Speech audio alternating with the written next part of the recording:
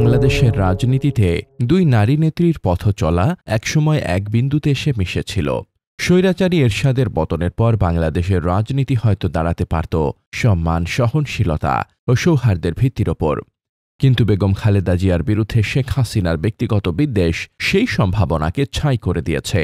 অসুস্থতার বয়সের ভারে বেগম জিয়া হাসপাতালে শয্যাশায়ী, কিন্তু শেখ হাসিনা আজ দাঁড়িয়ে আছেন মৃত্যুর চেয়েও এক নির্মম বাস্তবতার নির্বাসনে।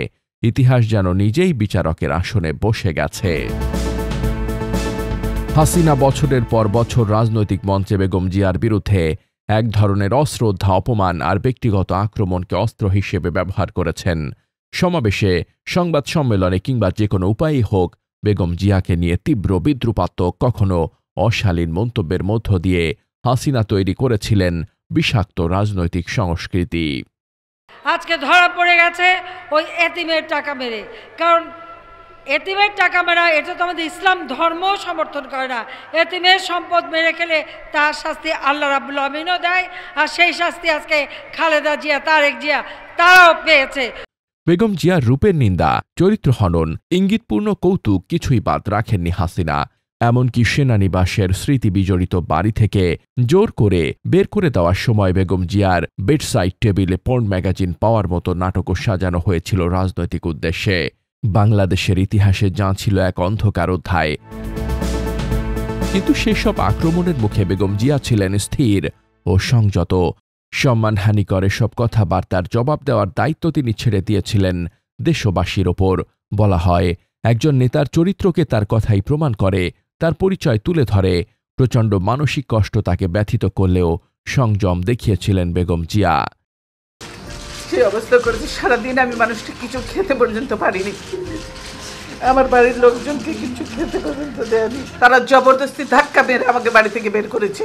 আমি এর বিচারের ভার মহান আল্লাহ ও প্রিয় দেশবাসীর উপর ছেড়ে দিলাম। তারপর সময় ঘুরে দাঁড়ালো। ছাত্র জনতার গণঅভ্যুত্থানে হাসিনা পালিয়ে ভারতে আশ্রয় নিলেন। যিনি কথায় কথায় অন্যকে ছোট করেছেন, আজ সেই হাসিনার নিজের ঘর বলতে কিছু নেই। দেশ ছাড়তে হয়েছে রাজনৈতিক পতনের ভারে একান্ত একা। হাসিনার হাতে লেগে আছে হাজারো মানুষের রক্তের দাগ, মাথার ওপর ঝুলছে মৃত্যুদণ্ডের দড়ি। We have decided to inflict her with only one sentence, that is sentence of death.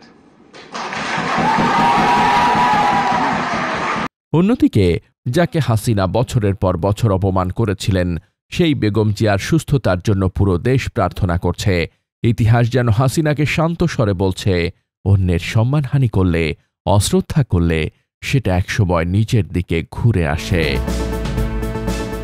স্বৈরাচারী এরশাদ শাসনের পতনের পর বাংলাদেশের রাজনীতি শেখ হাসিনা ও খালেদা জিয়ার একসাথে বসা ছবিটির মতো সৌহার্দ্যপূর্ণ হতে পারত।